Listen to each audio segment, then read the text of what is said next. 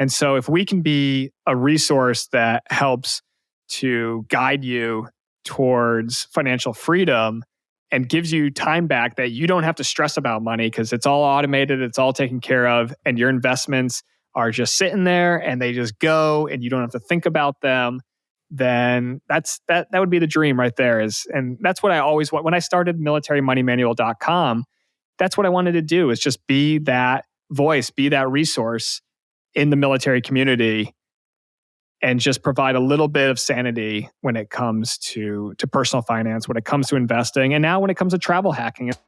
Welcome to the Military Money Manual podcast, where every episode is all about achieving financial independence in the military faster than before. We believe personal finance shouldn't be boring or intimidating. Building wealth can be simple, and financial freedom is the ultimate financial goal. Now, here's your hosts, Spencer and Jamie. Hey guys and gals, welcome to another episode of the Military Money Manual podcast. I'm your host, Spencer Reese, joined today, as I am on every episode, by my good friend and co-host, Jamie. Jamie, what's up? Hey, Spencer. Today, we wanted to take the opportunity to introduce ourselves and recap the highlights of the last 2 years of the podcast. The first podcast we recorded was 2 years ago this week. We recorded May 5th, 2021, and we ended up releasing it on May 15th, 2021. And it was in my living room in Hawaii. At the time, we were both living there. And we put one microphone on like a TV dinner tray, and we sat on opposite cushions on the couch and kicked my family outside or out of the house or whatever. I forget where they went. I think, didn't your daughter come in at one point and just like sit on your lap, like quietly? Probably. It wouldn't surprise me. Maybe that was afterwards, but yeah, it was a very low budget production, and it was a Blue Yeti mic we were using. Not that great audio quality. I kind of cringe a little bit when I go back and listen to that episode. But hey, I think the biggest thing about that was we had to start somewhere, and we did. Like you always said, like we just did something, and It wasn't perfect. It wasn't great, but don't let perfect be the enemy of good enough. And it was an 80% solution that I think. I mean, now it's turned into a whole bunch of episodes. So we'll talk about kind of where the podcast is at, where we want to take the podcast in the next couple of years or so. But before we do all that, we're going to start off with a little bit of just get to know your podcast host. So JB, I don't think we've really done an introductory. Maybe in the first episode, we kind of talked about a little bit background, but what we were doing. But you know, a lot of people have been listening to us for years now. I just got an Instagram message the other day of someone who bought the book, 2 years ago and has been listening to the podcast ever since we started. And so they've listened to every single episode, and we've never taken the opportunity just to say, hey, this is who we are and this is what we're doing and this is what our family situation is like. And some of that's come out, as we've had conversations. But yeah, why don't you kick us off, Jamie? Who are you? Where do you come from and what are you doing? Well, we're both kind of private, so I don't know that we've shared too many details for sure, but I did have a former student of mine reach out last week with some money questions. And he said, I started listening to the podcast and I'm like 6 episodes in and I'm listening to them chronologically, as in I'm starting at the beginning and going. I was like, no, don't go to the old ones. We're so much better now than where we started. But so my story, I'm active duty Air Force officer, and I've been investing for financial independence with the goal of trying to reach that by age 45. I have over 14 years of active duty time. I contracted via ROTC when I was 17 years old, fresh out of college. I turned 18 shortly after starting college. So I've been in this game my whole adult life, and that's all I've really ever known. Did your parents have to sign your contract with you? I don't believe so. I don't remember that at all. I can't remember if that's at 17 or 18 that happens, but yeah, that's a long time. I mean, like you said, that's your entire adult life. I've been associated and under the grip of the Air Force more than I have not been in my life, without revealing my true age. And I actually got a scholarship out of high school for ROTC. I was applying, not really knowing what I was getting into, but saw a friend applying for a scholarship. And he was like, yeah, the Air Force will pay for you to go to school in Florida or anywhere. And I was like, oh, that sounds kind of cool. And so I did, and had no idea what I was getting into, but had them pay for my college, which helped set me up for a lot of success financially as well. Now, I'm a certified financial coach and have just really been diving into investing for financial independence as I've gotten more experienced and learn more about the hobby here in the game. I love helping people find ways to make their finances less stressful and use money to give them options, as well as travel hacking and maximizing credit card rewards. In general, I love teaching and helping others learn. But some of you that have been with us from the beginning know that my wife and I started with over $118,000 in debt, and we used the Dave Ramsey baby steps to aggressively pay that off. We've bounced between 1 and 2 incomes on and off, as my wife is work some and not work some, and she was also active duty for a period, and now she's out and has been for about 8 years now, almost 7.5 years. So we've seen a lot of the same situations that some of you are in, where how do you do this with kids? How do you do it with only one income? Things like that. Once we started intentionally putting money aside and paying off debt, then we were able to max out our IRAs and max out our TSP. And from there, the curve and the momentum just kind of got out of control. The curve just got huge. And now, over the last several years, we've been able to save 30 to 35% of our income.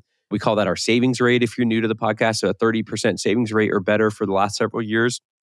And it's been also interesting because my wife, who I love dearly and also helps us on the podcast transcript side, so she'll hear this, so nothing I wouldn't tell her in person, but she didn't really have much financial education growing up. And my parents, my dad especially, was very frugal. And so there's a lot of money conversations that had to happen as we formed our family's views on money and our goals. And the last thing I want to share is that I do have 3 kids, 11, 7, and 3 right now. And so I love talking about how to have good money habits with your kids and how to teach them the proper way to deal with money. And so we have a lot of themes like that on the podcast that you'll hear as well. So that's a little bit about me that we've never shared most of those details before. And Spencer, what about you? What would you like to share? Okay, well, ROTC graduate, went to school up in New England, flew C-17s for about 10 years while I was on active duty, stationed in Texas for pilot training, and then out to the West Coast for a couple of years, East Coast. Got to go out to Abu Dhabi for 2 years in the United Arab Emirates, which is a really unique assignment for a C-17 pilot in the Air Force. And if anybody wants to chat about that or has an opportunity to go live out in the Emirates, feel free to hit me up at Military Money Manual or podcast at militarymoneymanual.com. And would love to chat about living out in the Emirates. And then I finished my active duty career in Hawaii flying C-17s with you, Jamie. My family background, so my dad was very financially literate, lots of conversations about like the rule of 72, compounding interest, making your money work. My dad was a big reader of Rob Kiyosaki, the Rich Dad, Poor Dad author, also The Millionaire Next Door. I think he read that book when it came out as well. So I grew up very much around and people who, like my dad, who were financially literate, were investing. I still remember at a party once somebody talking about a stock, JDS Uniphase, JDSU. If you go look at this stock chart, it's still actually traded today, but go look at the chart in the late 90s. The stock went from like $1 to like $1,000. I mean, it made like millionaires overnight. And this was kind of my first exposure to the stock market boom and what eventually became the dot-com bust. And I still remember at the time thinking, that's not sustainable. And I must have been 13 or 14 years old when the adults in the room were talking about that. And I still at the time could recognize like that sounds like a bubble. And I don't even know if I knew what a bubble was at the time, but it didn't make sense to me at the time that you could put $1 in and it turned into $1,000 overnight. So another thing that my parents helped me do was open up a Roth IRA at a very young age. So I think I had my first Roth IRA when I was 15 or 16 years old. I put the money that I earned working over the summer into the account. And so that was something that when I went to buy my first condo, my first house when I was on active duty, I was able to pull $10,000 out of my Roth IRA that I had previously been saving over working multiple summers when I was in high school and college. So that was one of those cool things that, having a more financially literate parents enabled me to do. That being said, though, I still ended up graduating college with $66,000 in student loan debt, and I only made $27,000 my first year in the military, according to my W-2 that I went and looked at the other day. So you can see right there, even as an officer, you're not making a whole lot of money, especially your first couple of years in the military. And when you're faced with this obstacle of $66,000 in student loan debt, it was a long uphill battle towards debt freedom for me and my wife. We got married shortly after I graduated college, but we still managed to achieve debt freedom before age 30. So she had $45,000 of student loans after she graduated college, but she was able to pay them off in a year before we got married. And then she had, I think, and she paid off 90% of it. And then we were able to pay off the remaining 10%. But she lived extremely frugally and she worked very hard. She moved back in with her parents for the year before we got married. She worked a high paying job and she was able to save up enough money, still had money to travel and to live, but also had that, Dave Ramsey talks about the gazelle-like intensity, and attacked her student loan debt, was able to be debt-free, nearly debt-free by the time we got married, and then paid it off shortly thereafter. I wrote about paying off our student loan debt on my website. You can check the show notes of this episode for the link, or just search on my site, militarymoneymanual.com, for the keyword debt. And I talk about how it was actually pretty anticlimactic. And the reason for that was we kind of knew it was coming, right? Like, we had set this plan and it was, okay, we have like this much debt. We're going to pay this much per month. And you can just throw it into a spreadsheet and you can say, okay, we're going to be debt-free by this date.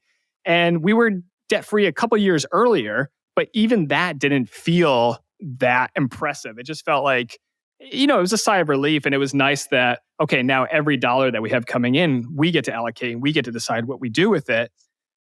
But it just felt like, okay, it's just one more step on the road to financial independence. And honestly, at this stage, I'm not even sure we really completely understood what we were doing on the road to financial independence, other than we knew that we wanted to be debt-free. That was our main goal initially. And that's how a lot of people get started. And, for a lot of people, that's kind of the first thing that they can see is like, man, I've got all this money going out of my paycheck every month and just paying off of things that old me bought, and I have no money for the current me or future me. So I think it's, for a lot of people, that's where they start with like, man, I got to fix my financial situation. And for most people, that's paying off their debt. In terms of debt snowball versus debt avalanche, in my mind, it doesn't really matter. Just pick one, stick with it. You can change too. If you start off with the debt snowball and you pay off your lowest interest rate debts, your lowest amount first, and then you switch to the debt avalanche and you pay off the highest interest rate debt, then again, you can go on my website, search debt snowball, and I've got an article about this, or you can just Google it. There's a million articles out there about it. But really, it's the habits and experience that you build paying off the debt and getting back to a $0 net worth that are way more valuable than whatever interest you save by choosing one method over the other. So the biggest thing is just pick something that sounds good, start paying off the debt, and understand if you want to get into it, you can figure out like, oh, am I doing a debt avalanche or a debt snowball strategy? But honestly, it doesn't really matter. Just pick something, start paying off the debt, get back to a $0 net worth, and then keep those habits going, and then start saving for yourself. So I separated from the military in 2022, and I applied for VA disability and actually did get a rating. We need to do an episode about that in the future, Jamie. Yeah, we do. But that's something that I didn't really think about when I was going through the military, and it wasn't really something on my mind, even as I was leaving the military. And it was something that I wish that I had been a little bit more prepared going into. And so that's something we can cover in a future episode. But that was part of my experience leaving the military last year. I do consider myself financially independent now, but I have found it hard to stop working. So I have actually taken another job, and I've continued to move the goalposts of what my financial independence number is. But I recognize that I can cut back on my lifestyle and not suffer greatly at all. And if, God forbid something was to happen and I had to stop working, or my wife had to stop working, or there was a situation where I had to go, be with a family member for an extended period of time and wasn't able to make money, I do feel like I have the financial resources now that I could fall back on them, and I don't have to worry about a steady paycheck coming in. And that's very liberating. Again, kind of like paying off the debt, it is a little anticlimactic because you kind of know that it's coming, but the freedom that it gives you and the flexibility that it gives you, it's rewarding almost every day where you wake up and you think, hey, I'm just going to do what I want to do today. And if I'm doing something that I don't want to be doing, then I have the freedom to choose. And so even with my job right now, it's great because I go to work and I do my job. But at the end of the day, I recognize that I'm doing this because I want to be doing it and not because I need the paycheck. So because of the multiple streams of income, we are currently saving a ridiculously high percentage of our after-tax income. It's about 50%. I haven't calculated it out in the last couple months, but it's very high. We're still saving money, even though it feels like we're spending a lot of money on our lifestyle at the moment. But that's just very reassuring to me too, because I know that we can cut back on our lifestyle because so much of it is not fixed expenses, it's discretionary expenses. It's things like, video games or going out to eat or travel. And so I know that we have the flexibility in there that if we had to cut back on those things and just rely on a smaller financial independence number, that we have that flexibility and we have that capability. For instance, we both have 2 cars. This is the first time in our life that we've ever had 2 cars. We were a 1-car family for almost 10 years while I was active duty. My wife just was able to get around without a car.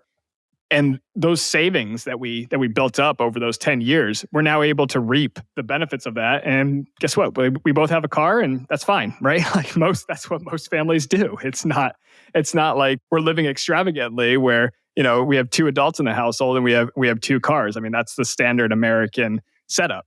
But somehow that feels a little extravagant to me after only having 1 car for so much of my married life.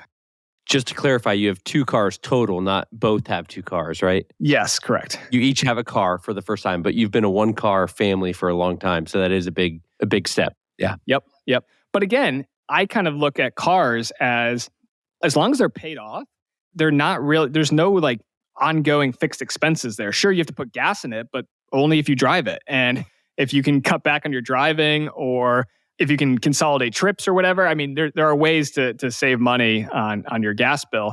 So to me, that's not, there's carpooling, there's taking other forms of transportation. Depending where you live, you might be able to walk or ride a bike. But in my mind, it's much more flexible when you have 2 cars paid off, so you don't have a monthly car payment. And then really all you're responsible for are those marginal costs of, okay, like how much gas do I want to put in my car this month? And obviously there are still fixed costs like insurance and maintenance potentially. But in my mind, having the cars paid off, that's like a lifestyle expense that's just completely gone. And if you needed to, in a pinch, right, you could sell the car and then you could get the cash out of it. But once you're financially independent, you should hopefully have enough funds that really, I mean, we stopped tracking the value of our cars and our net worth a long time ago. And hopefully you can get there. And when you reach financial independence, you're also not tracking the value of your cars and your net worth. So that's going to wrap up my 15-minute rant about who I am and where I'm coming from. What makes you tick? What makes me tick. But one thing that you mentioned at the end of your introduction there, Jamie, was that you had 3 kids. And so you're making up for me and my wife. We don't have kids and we don't have plans to have kids. And that's possibly accelerated our journey to financial independence. But I would... For sure. It does. I can show you how much I spend on my kids. It does. Yeah. Yeah. Well, but how much do I spend on my dog, right? So... Not as much. Yeah, not as much.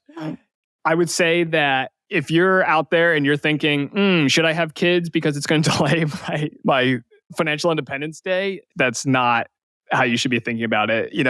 That's a decision. Either way, yeah. Yeah, either way, right? Whether you're going to have kids, you're not going to have kids. It's sure you can model it out, you can put it on a spreadsheet, but at the end of the day, those are more existential, philosophical, lifestyle questions, wild problems, if you will. Great book by Russ Roberts, where you can't really break it down into a pro-con column, and it's just not something that can be reduced to a spreadsheet. So great conversations, great discussions to have with your partner who you want to have the children with. And maybe you can bring up the fact that, hey, honey, this doesn't delay our financial independence by a couple of years, but at the end of the day, you have to have the life. You're such a romantic, Spencer. I don't know how. Okay. I know. Speaking of books that are meaningful to you, what are your top influences right now that are helping inform your philosophy and what you're focused on? Books, podcasts, anything like that you're diving deep into these days? Yeah, so just taking a look at 2 of them right here. It's fitness, health, longevity, living your best life. So that's The Drive with the Dr. Peter Attia. He's a doctor who focuses on modern medicine and longevity. And he has, 2 or 3 hour long deep dive podcasts into lipidology and cardiology and all of these things that you just like as a layperson, as someone who's not in medicine, you just would never have the opportunity to understand these things. But he brings on the world renowned doctors and professors of medicine, and they talk about these deep dive issues. And for me personally, it's really expanded my knowledge of medicine, but also when you go to the doctor, you can be the most informed patient that doctor has ever seen, right? And it's kind of the same approach that I took to finances, to personal finance, where I wanted to become the expert. I wanted to read all the books and understand, how does it actually work? And for so long, financial advisors have kind of hidden, and stockbrokers have hidden behind this cloud of, oh, it's too complicated. You can't do it. Just pay us and we'll do it for you. And it's the same thing in medicine. And it is complicated. You should have doctors, but you can be much better informed than the average person. And it just provides a better quality of care for you and your family, and allows you to understand, what they're talking about and what courses of action that they might be prescribing, and what the effect of, various medications might be on your body. And it's a great thing to be armed with that kind of knowledge. So that's The Drive with Dr. Peter Attia, and then the Huberman Labs podcast. Again, a lot of that is fitness, nutrition, and health. And spoiler alert, but there's only 4 things that really make any difference. And that's moving, aka exercise, right? Just getting up and going for a walk, or going to the gym and doing some squats, sleeping, getting good sleep, drinking water in the appropriate amount, and then not eating junk. And there's great debate, whether vegetarianism or carnivorism or herbivorism or whatever, split the difference down the middle. There's tons of debate on, what's good for you and what's bad for you. But basically, if you just don't eat junk and you pick some kind of diet, no matter what it is, and you have some room for moderation in there too, right? You always want to be able to take a break, but that's 90% of it right there. That's if you want to be fit and healthy, just do those things. The Tim Ferriss Show, just find a famous person that you admire. He's probably interviewed them. I think the only person he hasn't interviewed is Oprah, but he's got Arnold Schwarzenegger on there, Morgan Housel from The Psychology of Money, Rich Roll, who was a ultra athlete, Cal Newport, who wrote a whole bunch of great books. And then finally, Making Sense with Sam Harris podcast. Great deep dive again with some fantastic experts in their fields. And he's also got the Waking Up app for meditation, which is another topic that I spent the last couple of years deep diving into. So in terms of books, a couple books that I read recently, On Grief and Grieving by Elizabeth Kubler-Ross. She also wrote the book On Death and Dying, which I actually read in high school. But this book she wrote, actually, it was her last book she wrote before she herself died.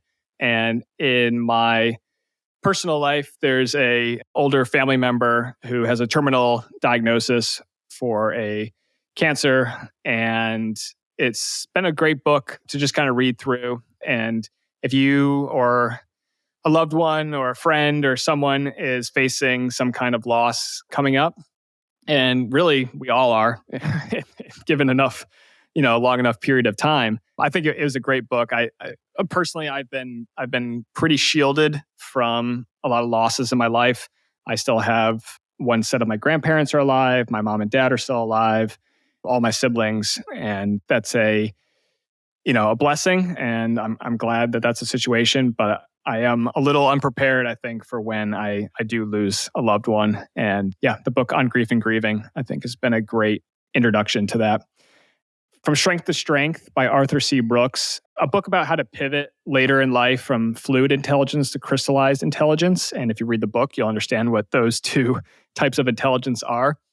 He also did a great podcast with Sam Harris that you can check out on the Making Sense podcast. And finally, right now, I'm currently reading a fantasy book called The Lies of Locke Lamora, which is kind of fun. It's kind of like Assassin's Creed meets like Venice. It's a bunch of street urchins running around stealing stuff. But I think there's kind of like this like fantasy aspect in the background. I don't know, about 50% of the way through it. That's been a pretty good read so far. So not exactly personal finance related, but then finally, I'll mention in video games. I picked up the new God of War Ragnarok on PlayStation, which I haven't opened yet, but I'm pretty excited to get started on that. The last one I played was probably the only video game I played in the last 2 or 3 years. And my wife and I are also tag teaming Super Mario Brothers U Deluxe on the Nintendo Switch, which has been a lot of fun. I don't think we've ever played a video game together. And we're kind of doing it old school where like, you play until you die and then you switch, you give the controller to the other person. It's kind of like, how we did it back in the 90s when you were playing with your siblings or your friends. So that's been really fun too. Oh, and then I do have one more thing, and that's fitness. I signed up for CrossFit again, which I had done a couple of years ago, but I took a break in the last couple of years. And I'm doing a half Ironman again later in the year. I did my first half Ironman, Ironman 70.3 in 2021. It must have been right after we started the podcast in Hawaii, and I'm doing another one later this year. So I'm super stoked about that. So Jamie, that's again 20 minutes about me and what I've been working on and things that are interesting me at the moment. Pivoting back to you, since we started the podcast May 2021, what's changed in the last 2 years since then for you? So since then, I committed to more years in the military. But on the personal side, we also hit some major net worth milestones, which is really encouraging to kind of continue to see that work pay off and keep working towards our goals. We PCS'd once. We live in Alabama now, and we're PCSing again this summer. Really excited to get back to Hawaii and be back on the island there and enjoy the beach. My family is very excited about that. Finished another master's degree while I was here in Alabama. I also took the time and a slightly easier work life to get back in shape and much healthier. Started running half marathons and stuff, although my knee is feeling it a little bit now.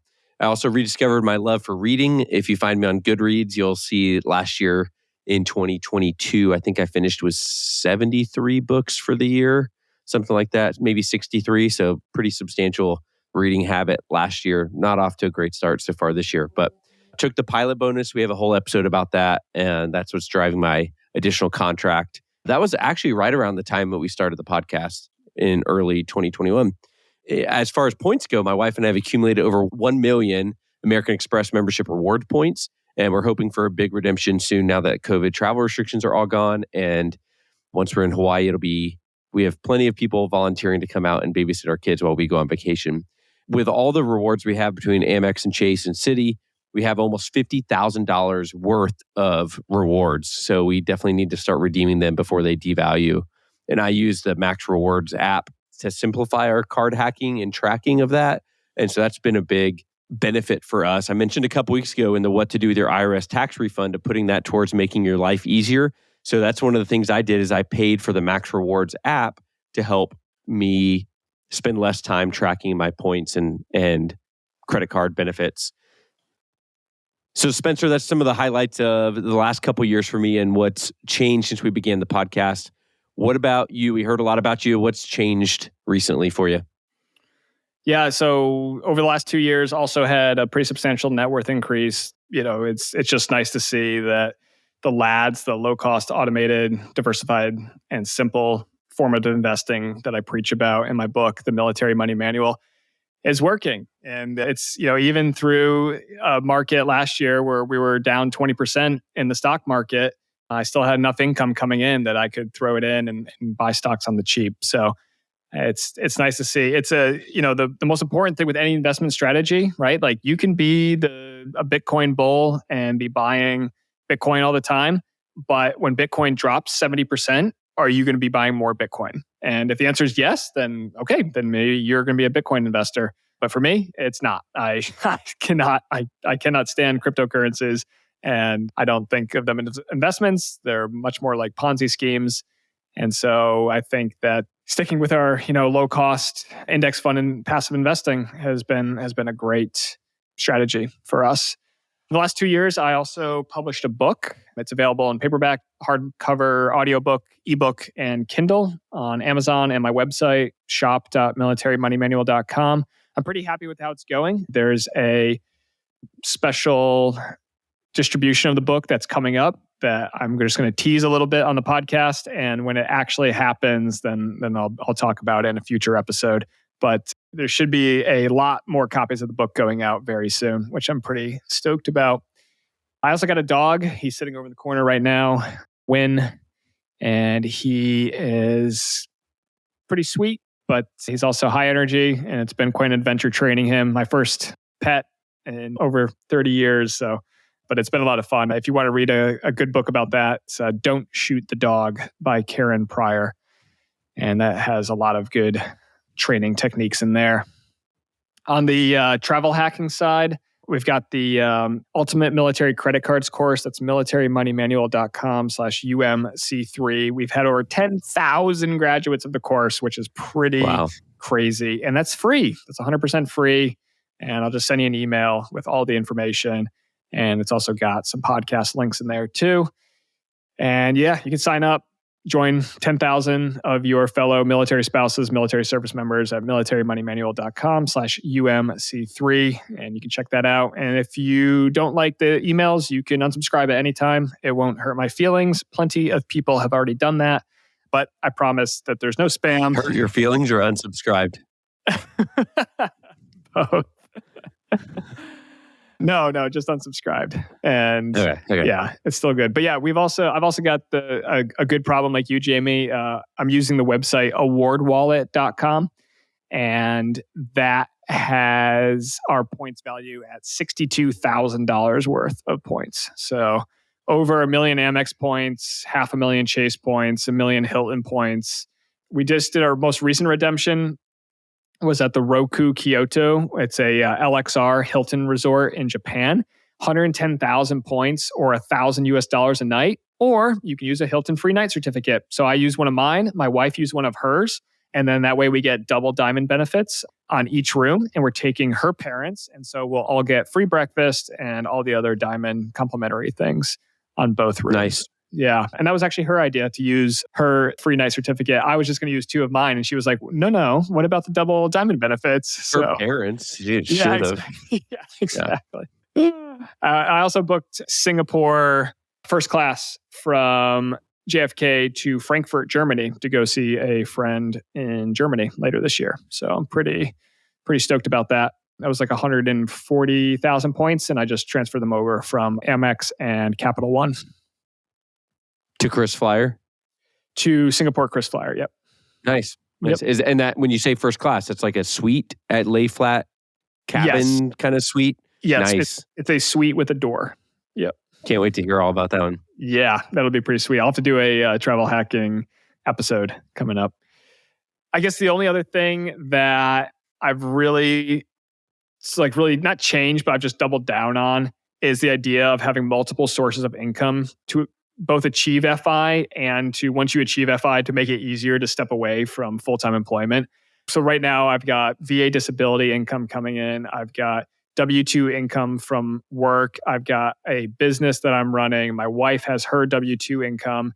And when you have those multiple streams of income, it helps, weather you against any financial storm and sets you up such that you might leave a job, right, and cut off your W-2 income. But if you've still got military retirement coming in or VA disability income coming in, you've got that backstop, and you know that you'll always have that, and you'll be able to rely on that so that if you need to eat ramen noodles for a month, but you can still pay your rent before you get that next job, that's better quality of life or better pay, you can do that. So I think that's having those multiple streams of income are definitely an advantage to achieving financial independence sooner rather than later, but not necessary. You can do it just purely on one income and one savings rate. Okay, Spencer, a little bit back to the podcast itself and some of the growth and amazing things we've seen over the last 2 years. Like we said before, we started this in May of 2021, and it came from an idea while we were on vacation together, you and your wife and me and my wife, And my wife had the idea. We have to make sure that she gets credit for that. If not, she will remind us often. And since then, our audio quality has gotten a lot better. We have an editing team behind the scenes now. So shout out to Justin and Kyle and the team at Simple Pod Solutions. But we have Zencastr as our main recording. We use Shure mics and Bose headset. And I think the quality has just improved significantly since then. And for the most part, our delivery of the product has been a little bit better as well than where we started. Sometimes we still tend to go on a little bit longer, like our first Audible review. Yeah, that's true. I think for me, at least, it's just one of those things where the more that you do something, the more comfortable you become with it. And that's true for just about everything in life. I remember the first time I flew the C-17, I wouldn't describe it as a comfortable experience. It might have been fun and exciting, but I was not comfortable. And towards the end of my career, after 3,000 something hours in the C-17, getting into one was like getting into my car, right? It was a comfortable experience where I knew where every switch and every button was supposed to be, and I knew exactly what I needed to be doing, what my team needed to be doing. And it's just the same thing with podcasting. And if you're out there and you're like, man, I really want to start a podcast, the best way to do it is just hit record. I think is it Spotify does free recordings now? Yeah, Spotify for podcasters. Yep. So we use Libsyn for our backend. That's Libsyn. That's $20 a month for, I think, basically unlimited hosting. And I went that method just because I wanted the flexibility that if we ever wanted to leave, it was a lot easier. And I know for Spotify, maybe if you start with their free program, it might be a little bit harder to leave. But that being said, I mean, if you don't have a podcast, then you can't leave. So might as well start somewhere, even if it's free. And I think even better is start a podcast. If you're interested in starting a podcast, just start doing a podcast about, your cat or plants or something, right? And get all of your, all the kinks worked out where, okay, we need to get this microphone and I need to have this set up and I need to, this is how I'm going to do interviews with guests, or this is how because I know for me, when I actually did try to start a podcast before the Military Money Manual podcast, and it was really hard because I couldn't just do a monologue into a microphone. It was impossible for me. I hated the sound of my own voice, and I couldn't script it out enough or make it interesting enough, at least in my mind, that I would thought, why would anybody listen to this? But the trick and kind of the tip that I give to most people is, and the reason is get Jamie on your podcast. That's the trick right there. So no, it's have a friend and then just have a conversation and record the conversation. And for us, we've also had some guests come on, which I think have been really interesting. And we'll talk about some of our favorite episodes coming up, which for both of us, we had guests on the podcast. But I think for me, the biggest trick was because I'm not naturally extroverted. I can't just talk into a mic and have enough intelligent things to say that I feel proud enough to hit publish. But for some reason, when I'm having a conversation with a friend and a co-host, it just makes it much easier to actually produce this podcast. So thank you, Jamie, for doing that. Thank you. So far, we've recorded together over 75 episodes, and we are almost to 100,000 downloads. By the time this comes out, we may be even closer. 158 5-star reviews on Spotify, and on Apple Podcasts, we're at 4.9 stars out of 67 reviews. And one of the most amazing stats to me was, according to Spotify's end of year review in 2022, we were in the top 5% for most shared globally in Spotify. In all of Spotify's podcasts, top 5% globally for the most shared, which is incredible. Which is 43% of you shared it via text message if you care. I thought that was interesting as well. We are the number one podcast for about 223 of you listening consistently in Spotify, and in the top 10 podcasts for almost 1,200 of our listeners in 2022, according to Spotify. That's pretty awesome. Jamie, I mentioned it earlier about favorite episode, but what was your favorite episode that we recorded? So I have two favorite ones. The first one is when we had Jesse Meekum, the founder of YNAB, on episode 58. I just thought it was really cool that he took the time to come on, and someone that I followed for a long time. I've read his book. I've listened to all his podcasts, watched all the YouTubes, and been a fan of the product for over 3 years. So that was really neat to sit down with Jesse and have him on episode 58. And I also liked episode 15. I went back and listened to this week. Although it wasn't our most polished delivery of an episode, I really enjoyed how he shared our stories of debt to hopefully help encourage and inspire others when they're feeling behind or feeling overwhelmed, because we want money to be life-giving, not draining for you. What about you, Spencer? Yeah, 2 great episodes there, Jamie. I agree that Jesse was a champ. I really, really liked having a conversation with him. I like how we just went down all these rabbit holes about like how personal finance is like shooting, and how like what he would do if he lived in Japan and didn't have, what does he have, like 8 kids or something. So yeah, I thought that was a great episode. For me, the 2022 Air Force pilot bonus episode, and we'll record another one for 2023 once we have the details about the Air Force pilot bonus, and the accompanying article on my website has been extremely useful to thousands of pilots. I mean, it is one of the most popular episodes that we ever put out, and it's one of the most popular pages on my website. And thanks to you, Jamie, for helping me write that. Actually, you wrote it and I edited it, so I'll give you all the credit. But that's a great article. That's a great podcast episode. And I think hopefully it really helped a lot of people kind of think through what could potentially be a life-changing decision. Kind of one of those, those inflection points where you are, choosing 2 different paths. And I think it helps some people with making that choice. But I'm going to give the crown to our episode with Ben Miller from Chronify. I thought that Ben was an extremely interesting guy to chat with. And some of it was a little bit of an echo chamber because we read a lot of the same things. But he's coming from a completely different place. He worked on Wall Street, whereas, both you and me, Jamie, grew up in our adult lives in the military. So that was episode 65, and I really enjoyed that conversation between us and Ben Miller. So Jamie, since we're kind of doing a behind the scenes, peek behind the curtain, meet the hosts, I thought it would be good if we could talk about where our money is. After all, this is a personal finance podcast. So, Jamie, how have you set up your investments? Where's your money? How do I get access to it? Can you give me your bank account details? Okay, you don't have to go that far, but what's your asset allocation? It's all in the coffee can buried in the backyard by the swing set. That's how to keep your money safe, right?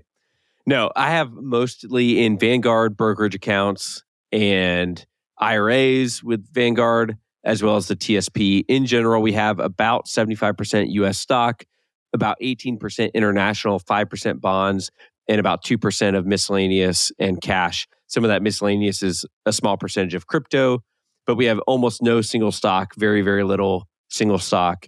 So Vanguard and TSP is where most of our money resides, and on Starbucks app, because my wife loves Starbucks. I couldn't resist. Sorry, babe. So that's where our money is. Spencer, what about you? What's your asset allocation look like these days?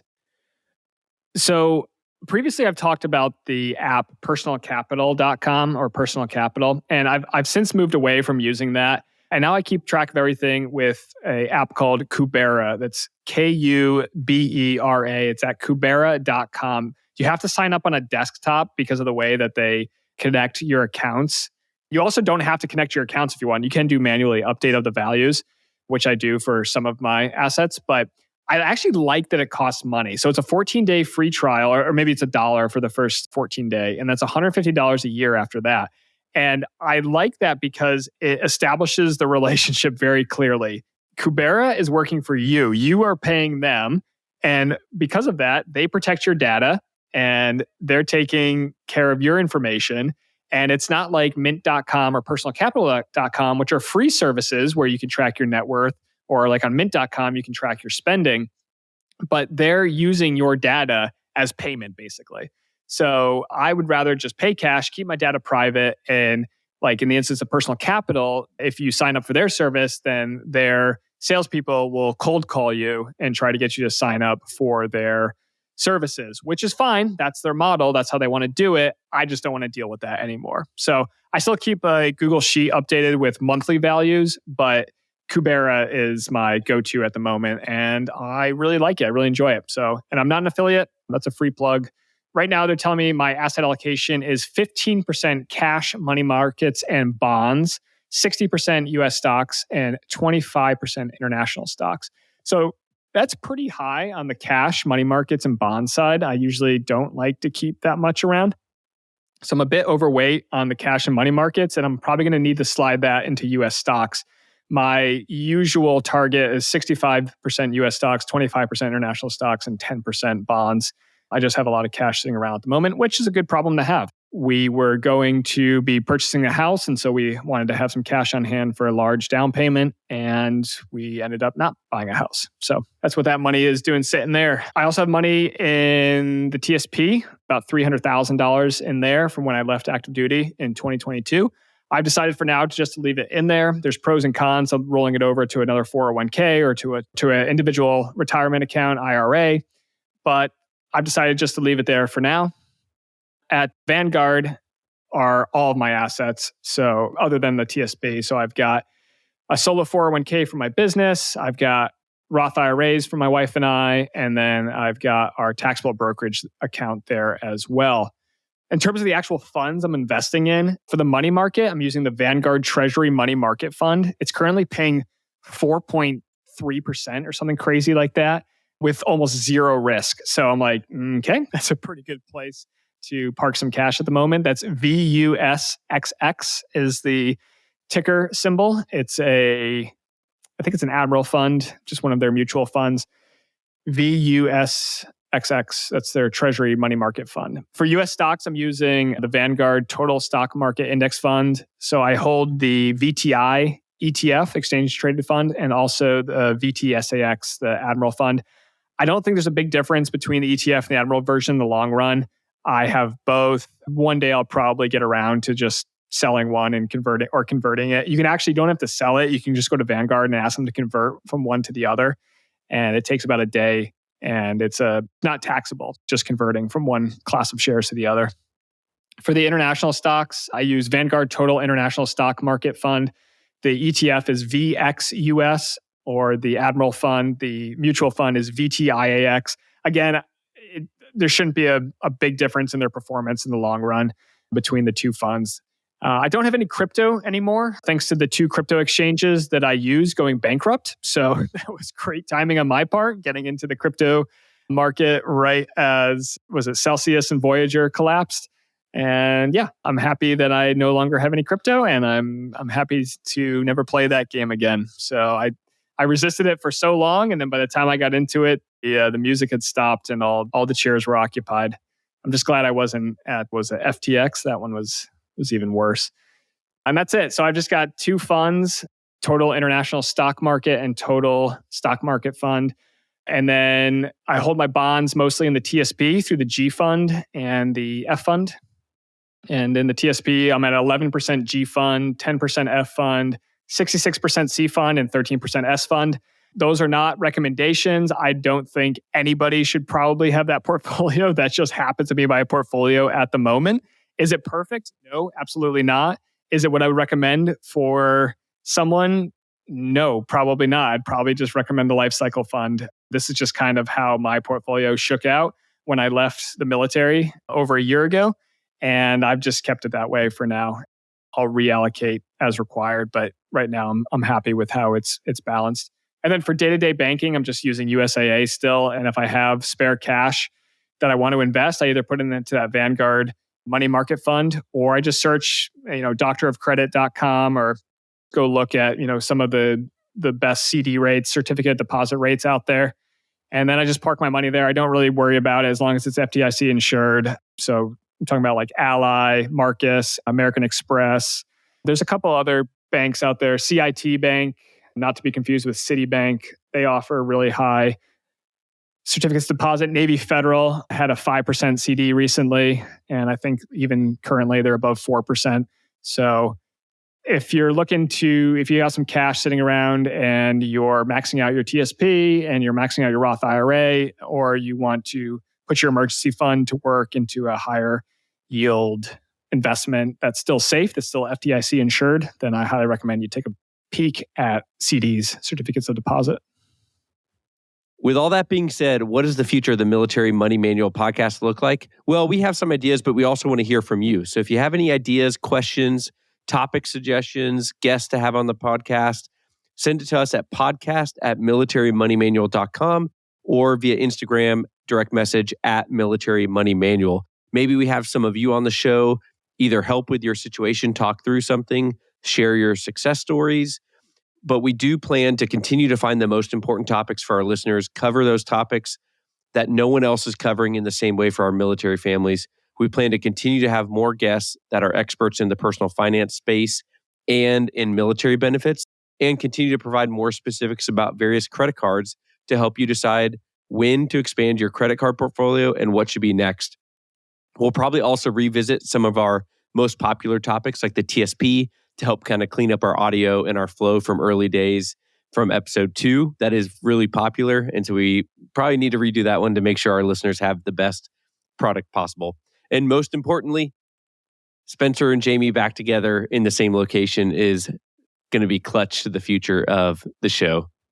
That's true. I didn't even think about that. Yeah. So we're both going to be spending some time in Hawaii in the next couple months, years. And yeah, that's going to be pretty awesome to be able to record the podcast in person after, I don't know if people realize it, but we've been remote for almost the entire 2 years. So it's been I think it's gone pretty well. And when I describe to people like how we record, they're like, "What? How can you do that?" And I'm like, "It's just like a Zoom meeting, man. We can see each other." So I mean, can we say where you are right now? Like the time zone difference, we're like 14 hours apart or something like that? Yeah, so currently I'm in New Zealand and it's the next day and several hours off. So Jamie's getting ready to go to bed. So it's Monday morning for you.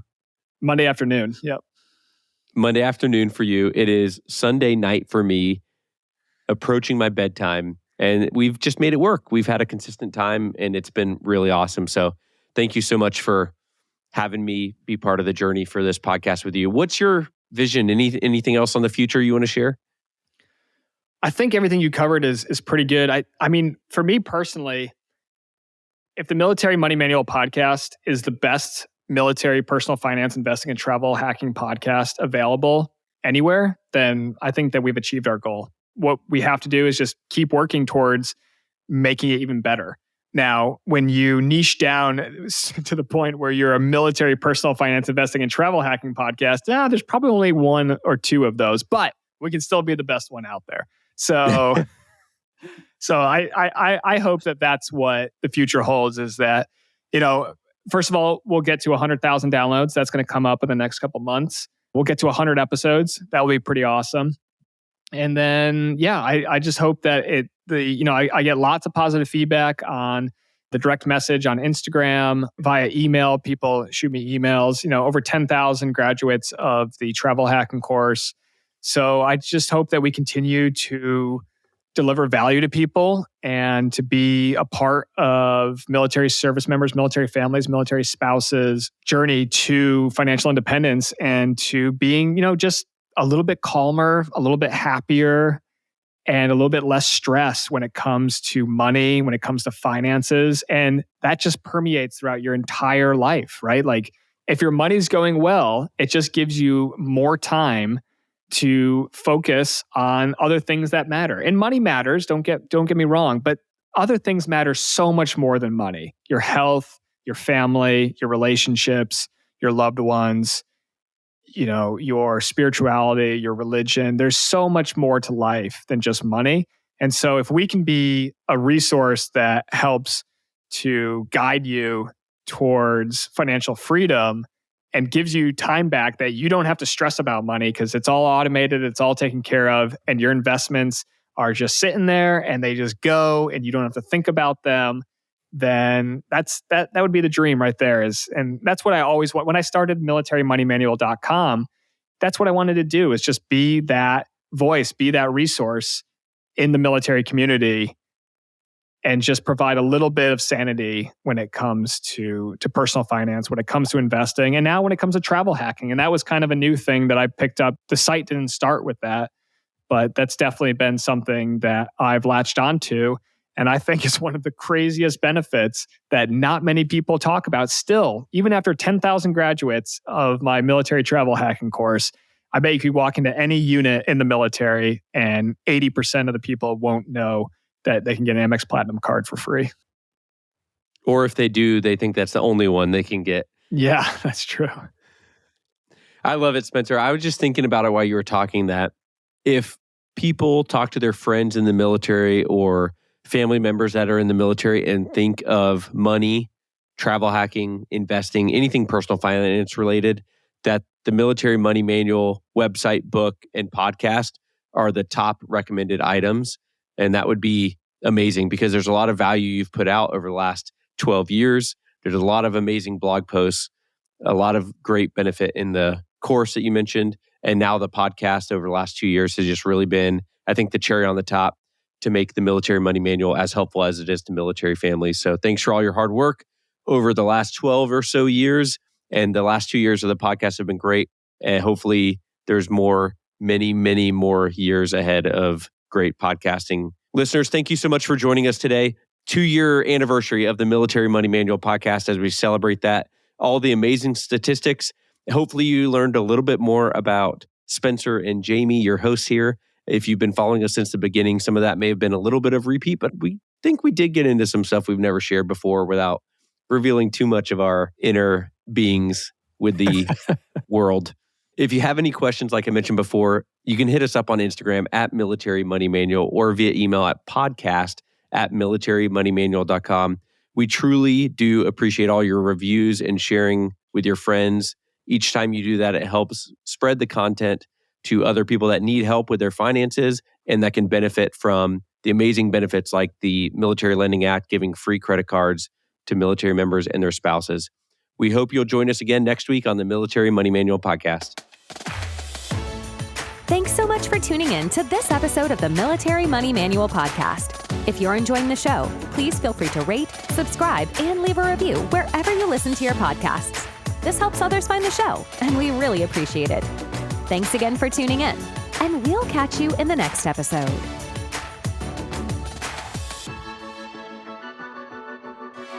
Hey guys and gals, Spencer here again. Before I let you go, I want to let you know about 2 things. First, my 100% free course. It's called the Ultimate Military Credit Cards course, and you can sign up today at militarymoneymanual.com/UMC3.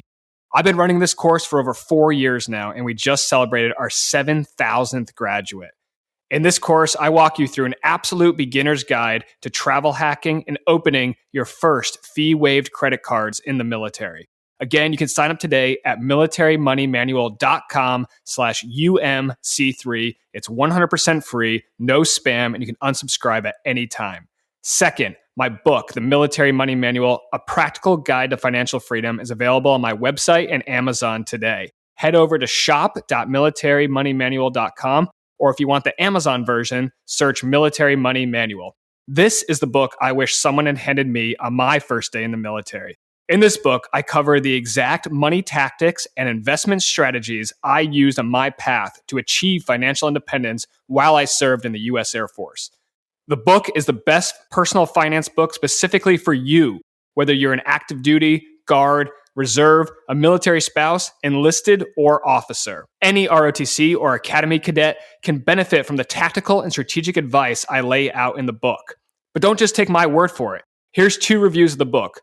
Ryan on Goodreads.com wrote, "The most comprehensive investing personal finance book specifically written for military members I've read so far. This book should be handed to every new LT at commissioning." Matt on Amazon said, "This book is incredibly straightforward, easy to understand, practical, and useful. This book should be on the Commandant's reading list." Thanks, Matt. If you're interested in the book, head over to my website, shop.militarymoneymanual.com. And podcast listeners can use promo code PODCAST to get a special discount on the ebook, audiobook, and hardcover book. You can find the audiobook on Audible, the ebook on Amazon Kindle, and the hardcover book on Amazon. Or again, head over to my website and use promo code PODCAST for a special discount. Thanks for listening.